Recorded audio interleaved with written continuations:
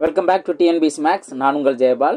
So இப்போ previous year maths test பேட்சில் day number 15க்கான மேக்ஸ் எக்ஸ்பிளைன்ஸ் தான் பார்க்க போகிறோம். ஸோ இங்கே டிஎன்பிசி என்ன ஒரிஜினல் கொஸ்டின் கேட்டிருந்தோம், ஜூனியர் அனாலிசிஸ் 2024. ஸோ இதில் இருந்து கொஸ்டின் கேட்டிருந்துருக்காங்க. ஸோ இதில் ஒரு சில கொஸ்டின் நம்ம கொஞ்சம் தெளிவாக யோசிக்கிற அளவுக்கு இருக்கும். சரி வாங்க ஒன் பை ஒன்னாக நம்ம பார்க்கலாம். ஸோ அதுக்கு முன்னாடி நம்மளோட பேட்சில் ஜாயின் பண்ணாதவங்க குயிக்காக நம்மளோட பேட்சில் ஜாயின் பண்ணுங்க. வெரி லோ காஸ்ட்டில் ரொம்ப குவாலிட்டியான இங்கே நம்ம டெஸ்ட் நம்ம பார்த்துக்கிட்டு இருக்கோம். நம்ம டாபிக் வைஸாக ப்ரிப்பேர் பண்ண பின்னாடி நம்ம பண்ண வேண்டிய முதல் வேலை ஆல் டாப்பிக்கும் கவர் ஆகிற மாதிரி நம்ம ஒரு டெஸ்ட் பேட்ச் இருக்கணும். ஸோ அதுக்கு டிஎன்பிசி ஒரிஜினல் கொஸ்டினவே நம்ம நல்லா ப்ராக்டிஸ் பண்ணணும். ஸோ நீங்கள் நம்மளோட பேட்சில் ஜாயின் பண்ணிங்கன்னா ஒரிஜினல் கொஸ்டின் வித்தவுட் ஆன்சர் கீயோட வரும். அதுக்கு அடுத்தது ஆன்சர் கீ, அதுக்கப்புறம் அதுக்குரிய எக்ஸ்ப்ளனேஷன், இது எல்லாமே ப்ராப்பராக வரும். இது வரைக்கும் நீங்கள் டே நம்பர் 15 வரைக்கும் எக்ஸ்ப்ளனேஷன் கொடுத்துருக்கேன். நீங்கள் டே 1லேருந்தே உங்களால் தெளிவாக பார்க்க முடியும். ஸோ இப்போ நீங்கள் ஜாயின் பண்ணாலும் டே 1லேருந்தே உங்களால் தெளிவாக பார்க்க முடியும். ஓகேங்களா? ரைட், வாங்க இதுக்குரிய எக்ஸ்ப்ளனேஷன் நம்ம போகலாம். ஃபர்ஸ்ட் கொஸ்டின் கவனிங்க. ஒரு சினிமா அரங்கில் முதல் வரிசையில் 20 இருக்கைகளும் மொத்தம் 30 வரிசைகளும் உள்ளன. அடுத்தடுத்த ஒவ்வொரு வரிசையிலும் அதற்கு முந்தைய வரிசையை விட 2 இருக்கைகள் கூடுதலாக உள்ளன. கடைசி வரிசையில் எத்தனை இருக்கையில் இருக்கும் அப்படின்னு கொஸ்டின் கேட்டிருக்காங்க. ஸோ இது நம்ம கூட்டுத்தொடர் வரிசை இந்த கான்செப்டுக்கு நம்ம மாற்றலாம். எப்படின்னு பார்த்தீங்கன்னா, முதல் வரிசையில் 20 இருக்கைன்னு சொல்லிட்டாங்களா, அப்போது ஃபர்ஸ்ட் ஒருத்தனை 20ன்னு ஸ்டார்ட் ஆகும். அடுத்து மொத்தம் 30 வரிசையில் இருக்குது. ஓகே, ஸோ அப்போ வந்து என் வேல்யூ தான் அந்த 30ங்கிறத நீங்கள் எடுத்துக்கலாம். அடுத்தடுத்த ஒவ்வொரு வரிசையிலும் அதற்கு முந்தைய வரிசையை விட 2 இருக்கையில் கூடுதலாக உள்ளதுன்னு சொல்லிட்டாங்கல்ல. அப்போ 2வது வரிசையில் 22 இருக்கும், 3வது வரிசையில் 24ன்னு இருக்கும். ஒவ்வொரு டைம் என்ன இன்க்ரீஸ் ஆகும், அந்த 2 இன்க்ரீஸ் ஆகும். ஓகே, ஸோ அப்போ இதே மாதிரி இன்க்ரீஸ் ஆகிட்டு 30வது வரிசையில் எத்தனை இருக்கையில் இருக்கும் தான் இங்கே கேள்வி கேட்டிருக்காங்க. அந்த கடைசி வரிசை தானே. ஓகே, இப்போ இதில் இருந்து ஏவோட வேல்யூ 20ன்னு எடுத்துக்கலாம், என்னோட வேல்யூ அவங்க கேட்டிருக்க அந்த 30ன்னு எடுத்துக்கலாம், டியோட வேல்யூ அந்த 2 இன்க்ரீஸ் ஆகுதா இது நம்ம எடுத்துக்கலாம். அவங்க கடைசி வரிசையில் எத்தனை இருக்கைகள் அப்படின்னா நம்ம டைரெக்டாக டிஎன் இந்த இத்தனாவது உறுப்பு டி 30வது உறுப்பு என்ன அப்படிங்கிறத நம்ம கண்டுபிடிச்சாவே போதும். இப்போ ஃபார்முலா என்ன, ஏ plus n minus 1 into D. ஏவோட வேல்யூ 20 ப்ளஸ் என்னோட வேல்யூ 30. 30ல் 1 போனிச்சு அப்படின்னா 29. ஓகே, நீங்கள் டேரெக்டாக அந்த இடத்துல 1 மட்டும் நீங்கள் மைனஸ் பண்ணி நோட் பண்ணிடுங்க. டியோட வேல்யூ 2, 29 இன்ட்டு 2, 29 இன்ட்டு 2 58 ப்ளஸ் 20ன்னு இருக்கா. அப்போ 58 ப்ளஸ் 20 78. அப்போ அந்த 30வது கடைசி வரிசையில் எத்தனை இருக்கைகள் இருக்கும், 78 இருக்கும். ஆப்ஷன் பி தான் அதற்கான சரியான ஆன்சர். புரிஞ்சுங்களா? ஓகே, நெக்ஸ்ட் கொஸ்டின் பார்ப்போம். நெக்ஸ்ட் கொஸ்டின் பாருங்க. ஸ்பெஷல் சீரீஸ்ல தான் கேட்டிருக்காங்க. 1 cube plus 2 cube plus 3 cube plus and so on n cube. இதோட வேல்யூவே அவங்க 8281 கொடுத்துட்டாங்க. அதுலேருந்து 1 plus 2 plus 3 and so on n இதோட மதிப்பு என்ன அப்படின்னு கேட்டிருக்காங்க. ஸோ இந்த ஃபார்முலா நீங்கள் பார்த்துருப்பீங்க.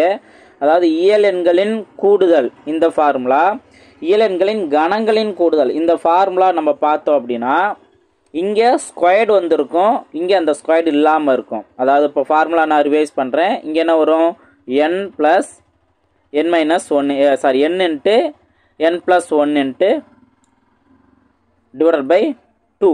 இது இங்கே n into n plus 1 divided by 2 whole squared. இதுதான் இந்த கணங்களின் கூடுதலுக்கான வேல்யூ. இப்போ இந்த வேல்யூ தான் அவங்க கொடுத்துட்டாங்க, 8281ன்னு கொடுத்துட்டாங்க.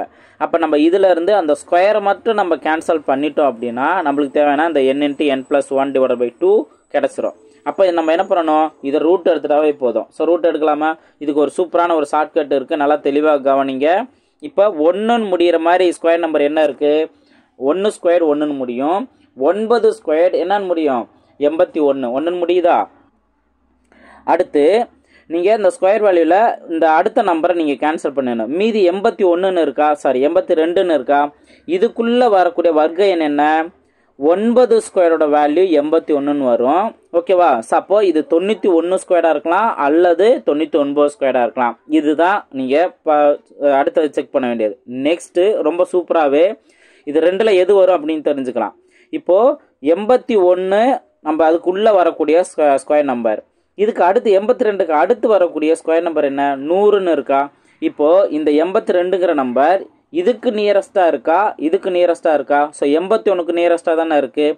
அப்போது அதுக்கு நேராக இருக்குது அந்த 91 தான் அதுக்கான கன வேல்யூ, சாரி ஸ்கொயர் வேல்யூ. அப்போ 91 தான் அதற்கான ஆன்சர். ஸோ ரொம்ப ஈஸியான ஷார்ட்கட் மூலியம் இந்த ரூட் கான்செப்டில் இந்த ட்ரிக்கை நீங்கள் தெரிஞ்சிட்டிங்க அப்படின்னா இங்கே இந்த ஸ்பெஷல் சீரிஸ் கான்செப்ட்டுக்கு இதுக்கும் யூஸ் ஆகும். சிம்பிளிஃபிகேஷன் பார்ட் நம்ம பார்ப்போம் ரூட் அப்படிங்கிறதுக்கு. ஸோ அதுவும் யூஸ் ஆகும். ஓகேவா? ஸோ நம்மளோட சேனலில் எல்லா டாப்பிக்கான வீடியோஸுமே நல்லா தெளிவாக கொடுத்துருக்கு. அதுக்கான பிளேலிஸ்ட்டும் நம்ம கீழே நம்ம கொடுத்துருக்கோம். ஸோ அதை பார்க்காதவங்க அதை நீங்கள் பாருங்கள். நெக்ஸ்ட் கொஸ்டின் பார்ப்போம். நெக்ஸ்ட் கொஸ்டின் பாருங்கள். ரீசனிங் கான்செப்ட்லேருந்து கேட்டிருக்காங்க. கொஸ்டின் கவனிங்க. இப்போ Z 1 A X 2 D இந்த மாதிரி கொடுத்துட்டே இருக்காங்க. இப்போ இதில் நீங்கள் என்ன பண்ணணும் அப்படின்னா இப்போ இசட்லேருந்து நீங்கள் மொதல் நம்பராக கவனிக்கணும், மொதல் பொசிஷனாக நீங்கள் கவனிக்கணும். இப்போ இசட்டுக்கு அப்புறம் என்ன ஆகுது, ஒரு நம்ம இப்போ XYZ தான் சொல்லுவோம், 1 குறைஞ்சிட்டு 2ஆவதாக வருது. ஓகேவா? ஸோ அப்போது -2. அதே போல் எக்ஸுக்கு அப்புறம் V வருது அப்படின்னா இடையில W இல்லை, அப்போது இங்கே 1 கழிஞ்சிட்டு 2ஆவதாக வருது. ஓகேவா? ஸோ அதே போல் Vனா அதுக்கப்புறம் UT. ஓகே. ஸோ இங்கேயும் அதுக்கப்புறம் Tக்கு அப்புறம் வந்து ஒரு லெட்டர் விட்டுட்டு ST அப்படின்னு தான் வரும். அப்போ இடையில S விட்டுட்டு Rன்னு இருக்குது. ஓகேவா? அதே போல் Rக்கு அப்புறம் வந்து என்ன Qக்கு அப்புறம் தான் R வரும். ஸோ அப்போ அதுக்கு முன்னாடி இருக்க அந்த P தான் வருது. அப்போ இதுக்கு முன்னாடி நம்ம என்ன பண்ணுவோம், P அப்படின்னா OP அப்படின்னு தான் மென்ஷன் பண்ணுவோம், MNOP அப்படின்னு தான் இருக்கும். ஸோ அப்போ O விட்டுட்டு N நம்ம நோட் பண்ணணும். புரிஞ்சுங்களா? ஸோ நீங்கள் அந்த நம்பர்ஸை நான் சொன்ன மாதிரி ABCD நம்ம எழுதிடணும். ஏலேருந்து M வரைக்கும் எழுதிட்டு அடுத்து N இங்கே ஸ்டார்ட் பண்ணி Z வரைக்கும் நம்ம முடிச்சிடணும். இந்த ஃபார்மெட்டில் எழுதணும் அப்படிங்கிறத ஆல்ரெடி நான் ரீசனிங் டாப்பிக்கில் நான் சொல்லியிருக்கேன். ஸோ அது தெரிஞ்சுக்காதவங்க அந்த ரீசனிங் டாப்பிக் நீங்கள் பாருங்கள், கிளியராக உங்களுக்கு புரியும். இந்த ஃபார்மெட்டில் நீங்கள் எழுதி வச்சிட்டிங்கன்னா நம்பர் ஃபார்வர்ட் நம்பரும் நீங்கள் அதை நோட் பண்ணிக்கணும். 1லேருந்து இது 13 வரும், அடுத்து இது 14லேருந்து 26 வரும். இந்த மாதிரி நீங்கள் நோட் பண்ணி வச்சிட்டிங்க அப்படின்னாவே உங்களுக்கு எப்படி ட்விஸ்ட் பண்ணி கேட்டாலும் உங்களால் ஈஸியாக ஆன்சர் கண்டுபிடிச்சிட முடியும். ஓகேவா? இப்போ இங்கே ஃபஸ்ட்டு லெட்டர் என்ன வரும்னு தெரியும். இப்போ அடுத்து ரெண்டாவது என்ன ஒன்றுன்னு பாருங்கள். இப்போ ஏக்கு அப்புறம் D வருதா, எத்தனை லெட்டர் தள்ளி போகுது? ஏக்கு அப்புறம் வந்து 4ஆவது லெட்டர் தான் D.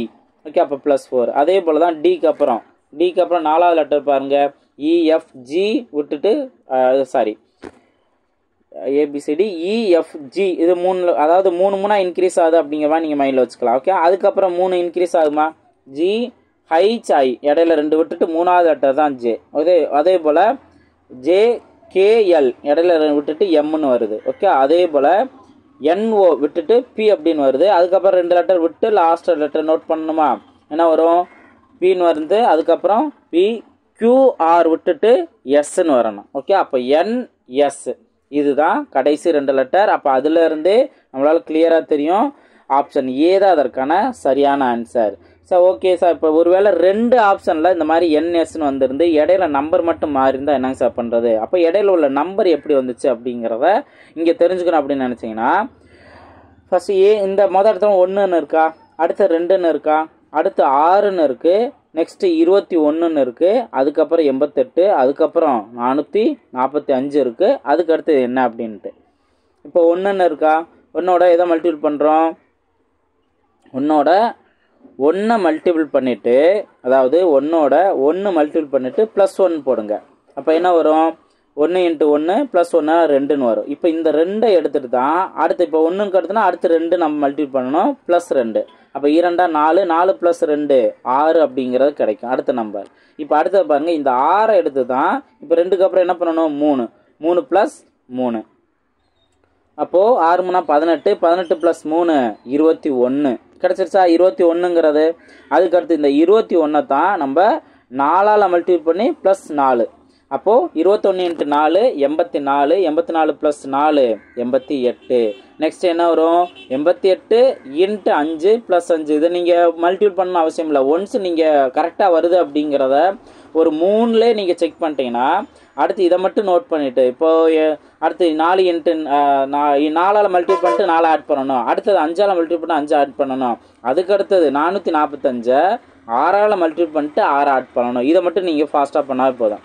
அப்போது 445 6ஆல் மல்டிபிள் பண்ணுங்கள். 6 × 30க்கு 0 பேலன்ஸ் 3, 6 24 3 27க்கு 7 பேலன்ஸ் 2, 6 24 2 26.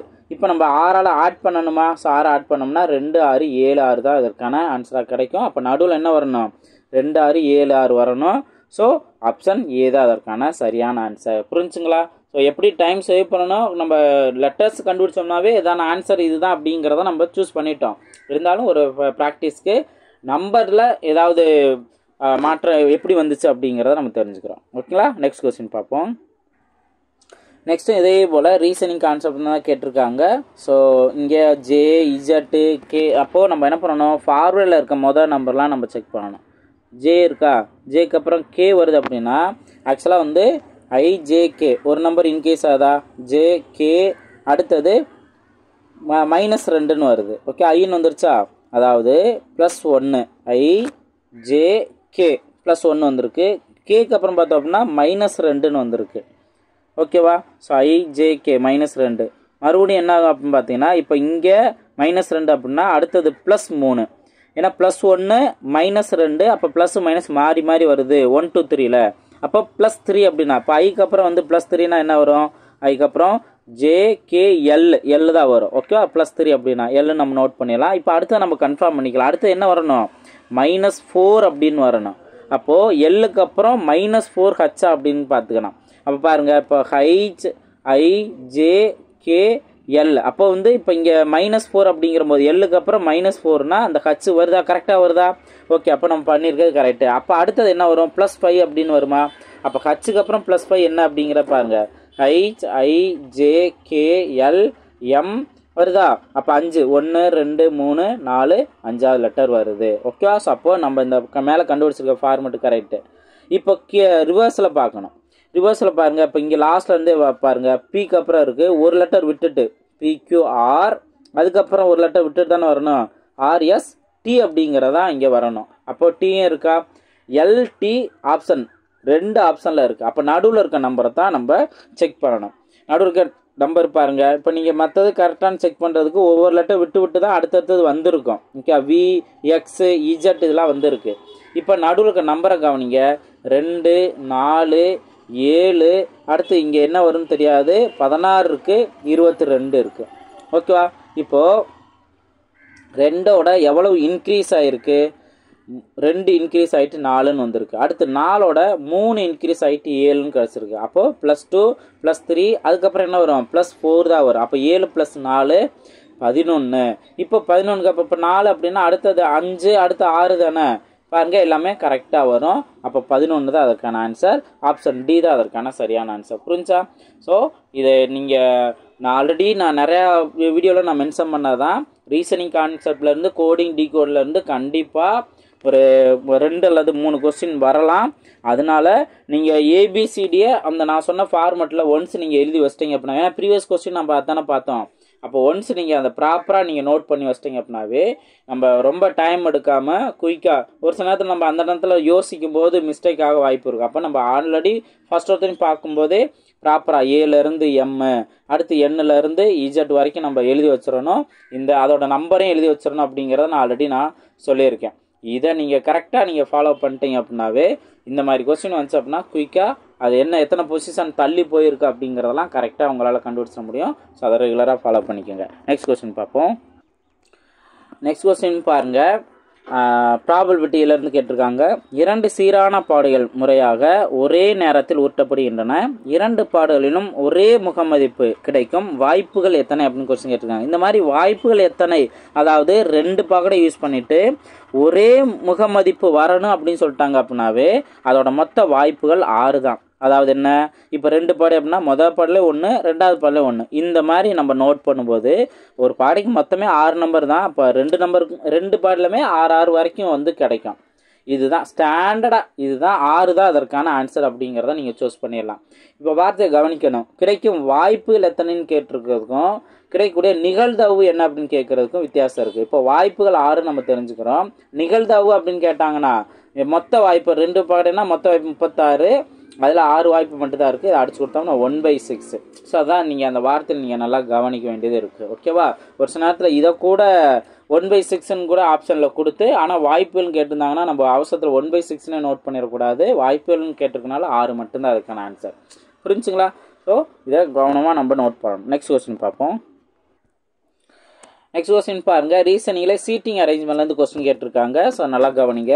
ஒரு அணிவகுப்பில் ஒரு வரிசையில் 7 பேர் நிற்கிறார்கள். Q ஆனவர் ஆருக்கு இடப்புறமாகும். ஸோ இதில் ஒவ்வொன்றாவே நீங்கள் கரெக்டாக சால்வ் பண்ணலாம். Q ஆனவர் ஆருக்கு இடப்புறமாக இருக்கிறார். ஸோ அப்போ 6 இருக்காங்க, அவங்களுக்கு இடப்புறமாக தான். இடப்புறம் அப்படின்னா இதுதான் லெஃப்ட் சைடு. ஓகே, ஸோ இது லெஃப்ட் சைடு ரைட் சைடு. அப்போ ஒவ்வொருத்தவங்களோட இந்த லெஃப்ட் ரைட் பொசிஷன் நீங்கள் கரெக்டாக தெரிஞ்சு வச்சுக்கணும். இவருக்கு இடப்புறமாக தான் Q இருக்கார். ஓகேவா?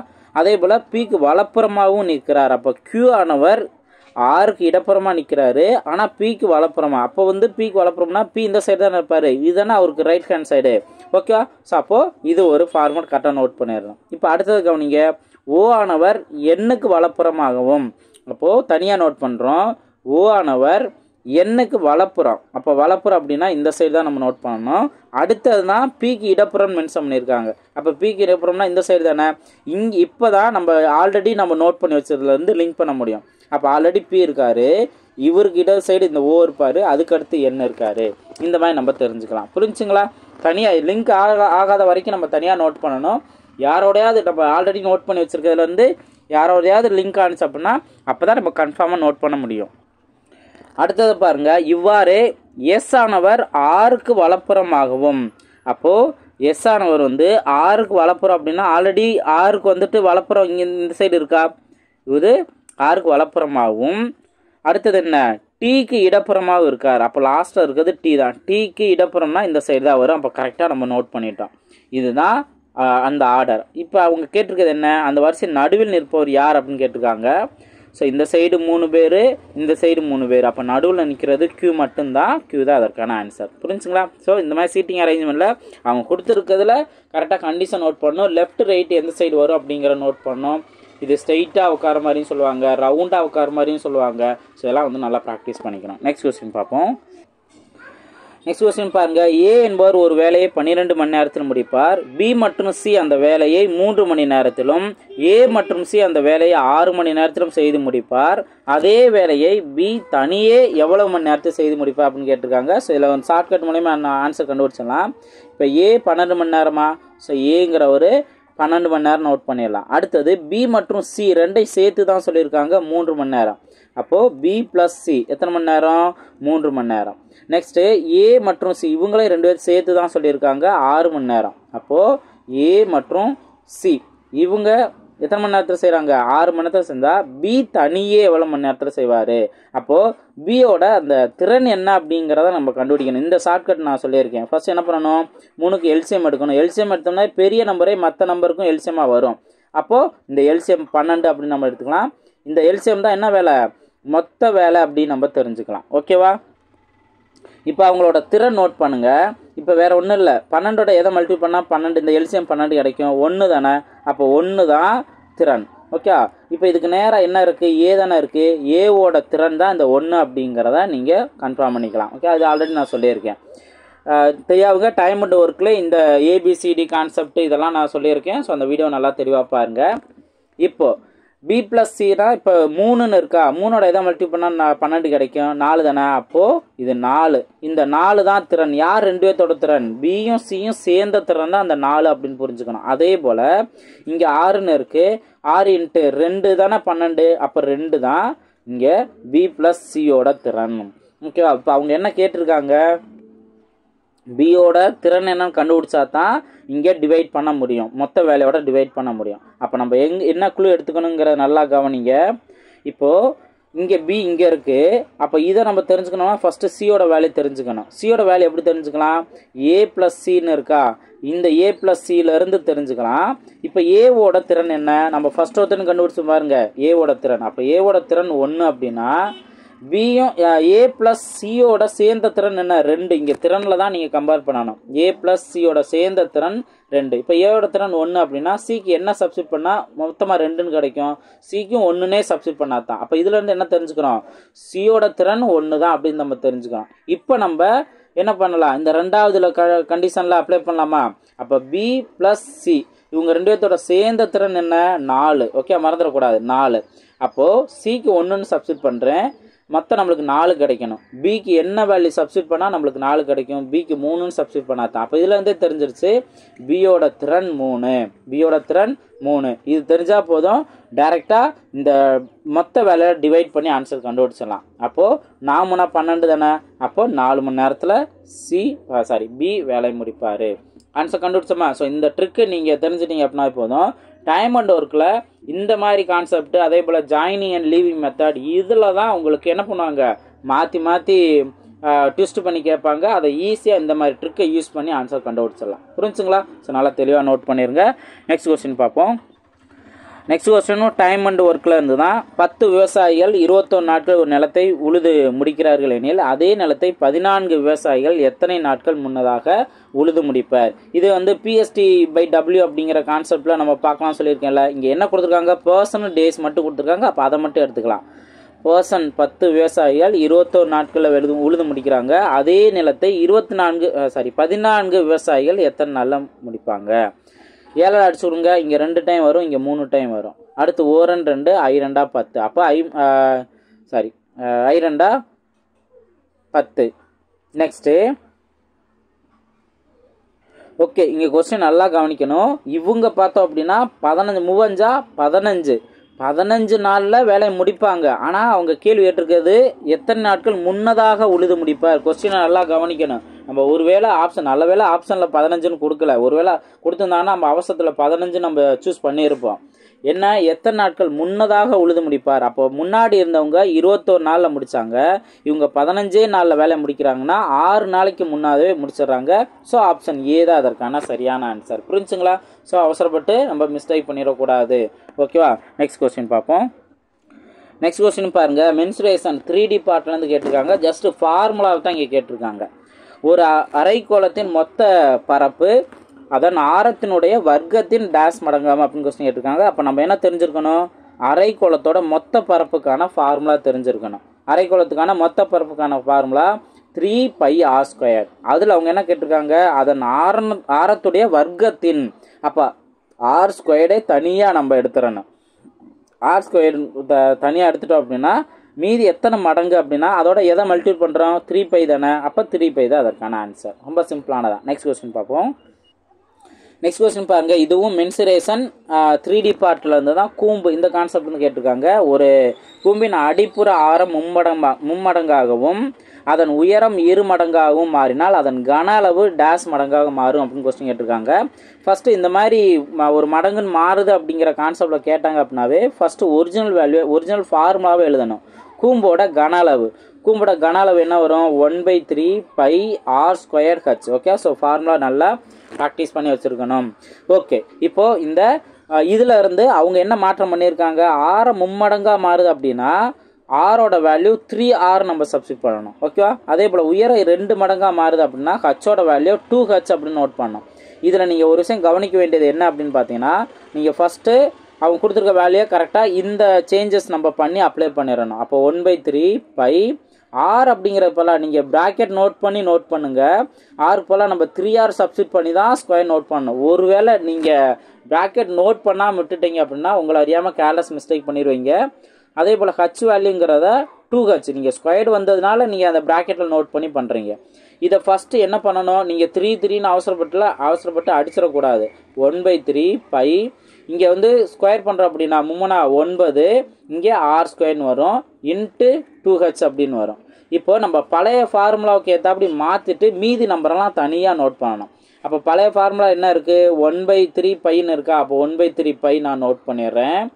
1/3πன்ட்டு அதுக்கப்புறம் r² இருக்கா. ஸோ இங்கேயும் r² இருக்கா, r² தனியாக நோட் பண்ணிடுறேன். ஹச் இருக்கா, ஸோ இந்த ஹச்சு நான் நோட் பண்ணிடுறேன். மீதி என்ன இருக்குது, மீதி பார்த்தோம்னா இந்த 9 2 தான் இருக்குது. அப்போ 9 2 18 மடங்கு பழைய கன அளவோட 18 மடங்கு அதிகமாக இருக்குன்னு எடுத்துக்கணும். ஏன்னா இது எல்லாத்தையும் சேர்த்து நம்ம வால்யூம்னு எடுத்துக்கலாம். அப்போ இன்ட்டு 18ன்னு எடுக்கும்போது 18 மடங்கு இங்கே அதிகமாக இருக்கும். ஆப்ஷன் சி தான் அதற்கான சரியான ஆன்சர். புரிஞ்சுங்களா? ஸோ இந்த இதில் நம்ம கன்வெர்ட் பண்ணும்போது இந்த ப்ராக்கெட் நோட் பண்ணணும். நெக்ஸ்ட்டு கேன்சல் பண்ணணும்னு அவசியம் இல்லை. பழைய ஃபார்முலா ஒரிஜினல் ஃபார்முலாவுக்கு தேவையானதை கரெக்டாக அதே இதுக்கு மாற்றிட்டு மீதி உள்ளது தான் அதோட மடங்கு. ஸோ அதை தான் இங்கே நீங்கள் நோட் பண்ணணும். நெக்ஸ்ட் கொஸ்டின் பார்ப்போம். ஸோ நெக்ஸ்ட் கொஸ்டின் பாருங்கள், 11வது கொஸ்டின். ரொம்ப சூப்பரான ஒரு ஷார்ட்கட் மூலமே ஆன்சர் கண்டுபிடிச்சிடலாம். இங்கே என்ன கேள்வி கேட்டிருக்காங்க, 20,000க்கு 15% ஆண்டு வட்டி வீதத்திற்கு 2 ஆண்டுகளுக்கு. இந்த மாதிரி கலப்பு பின்னத்தில் வருது, அதுவும் கூட்டு வட்டி கான்செப்டில் வருது. ஓகேவா? ஸோ இந்த கான்செப்டுக்கு ஆல்ரெடி நான் ஒரு ட்ரிக்கு நான் சொல்லியிருக்கேன். ஸோ கூட்டு வட்டி கான்செப்ட்லாம் இந்த பார்க்காதவங்க தெளிவாக நீங்கள் பாருங்கள். இப்போ 2 ஆண்டுகள்னு இருக்கா, ஃபஸ்ட்டு என்ன பண்ண போகிறேன் அப்படின்னா 2 வருஷத்துக்கான ஷார்ட்கட்டை இங்கே நான் அப்ளை பண்ண போகிறேன். எப்படி அப்ளை பண்ணுவோம், 20,000 அசல் அமௌண்ட் நோட் பண்ணிடுவோம், 15% நோட் பண்ணுவோம், 2 வருஷத்துக்கு என்ன அப்படின்னு நம்ம பார்க்குறோம். ஓகேவா? இப்போது 2 வருஷத்துக்கு அப்படின்னா 2 நம்பர் நம்ம யூஸ் பண்ண அப்படின்னா டேரெக்டாக கூட்டு வட்டி கிடச்சிருங்கிற ஷார்ட்கட் பார்த்துருக்கோம்ல. ஸோ அதே தான் இங்கே அப்ளை பண்ண போகிறோம். சரி, 20,000ல் 15% என்ன? ரொம்ப சிம்பிளானதான். 20,000ல் ஒரு 0 மட்டும் கேன்சல் பண்ணுங்க, 2,000 வரும். இதுதான் 10%. ஓகே, இப்போ நம்மளுக்கு இன்னும் ஒரு 5% தேவையா?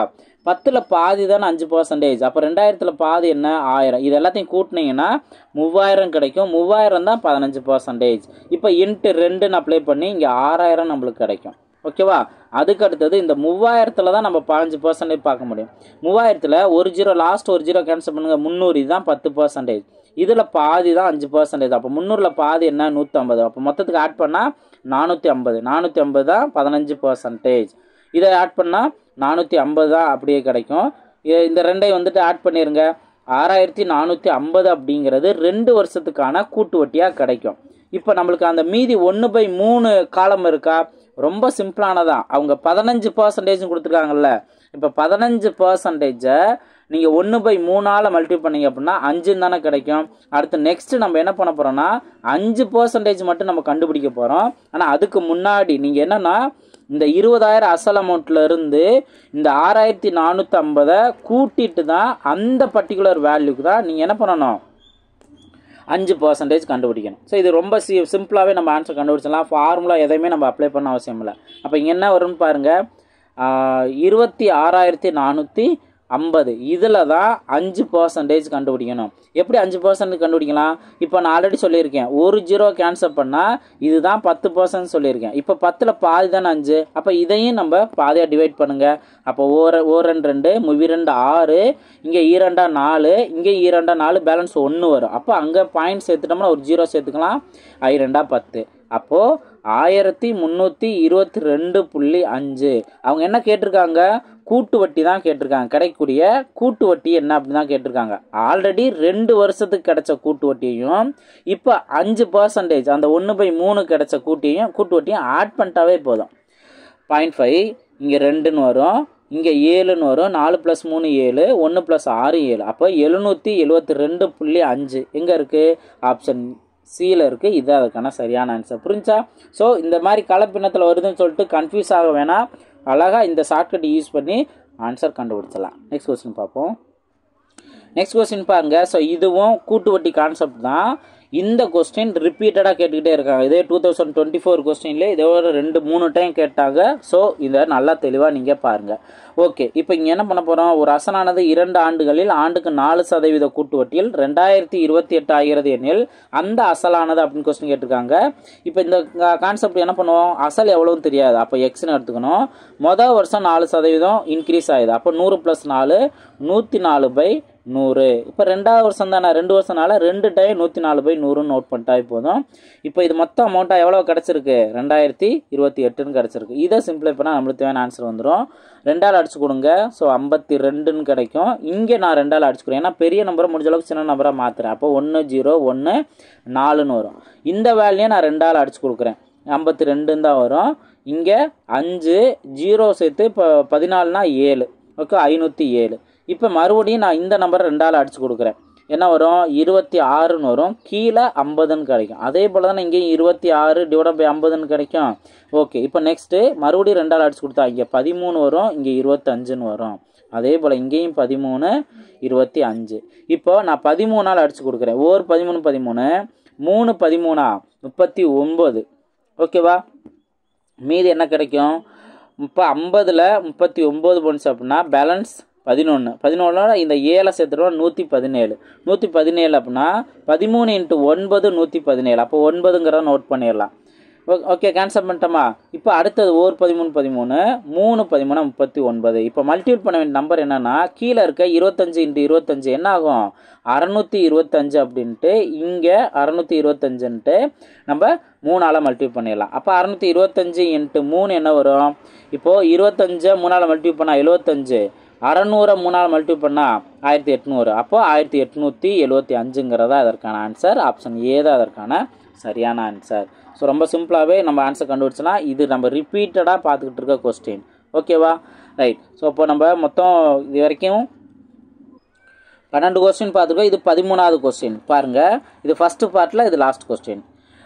3000 அசலுக்கு ஆண்டுக்கு 8% என வழங்கப்படும் தனிவட்டியானது 4000 அசலுக்கு ஆண்டுக்கு 12% என 4 ஆண்டுகளுக்கு வழங்கப்படும் தனிவட்டிக்கு நிகராகும் காலம் என்ன? அப்போது இங்கே வந்து என்னென்னா இதுக்குரிய தனிவட்டியும் அடுத்ததுக்குரிய தனிவட்டியும் ஈக்குவல், நிகராகும் காலம் அப்படின்னு தான் கேட்டிருக்காங்க. அப்போ நம்ம என்ன பண்ணலாம்னா ஃபஸ்ட்டு பார்ட்டுக்கு என்ன வருது? அசல் வந்து 3000, எவ்வளவு 8%. ஓகே, நீங்கள் சதவீதம் இந்த சைடோ எங்கே நோட் பண்ணாலும் ஒன்றும் பிரச்சனை இல்லை. என் வேல்யூ இது நம்மளுக்கு தெரியாதுல்ல. ஸோ அதை நம்ம எக்ஸ்ன்னு வச்சுக்கிறோம். 8% டிவைடட் பை 100 ஈக்குவல் டு அடுத்தது என்ன 4000க்கு 3 வேல்யூமே கொடுத்துட்டாங்க. 4 காலம் 12% rate of interest divided by 100. இப்போ இந்த இதுக்கு நீங்கள் என்ன பண்ணலாம் அப்படின்னா இந்த 100 இந்த 100யும் கேன்சல் பண்ணிடலாம். இந்த 3 ஜீரோவும் இந்த 3 ஜீரோவும் கேன்சல் பண்ணிடலாம். அடுத்தது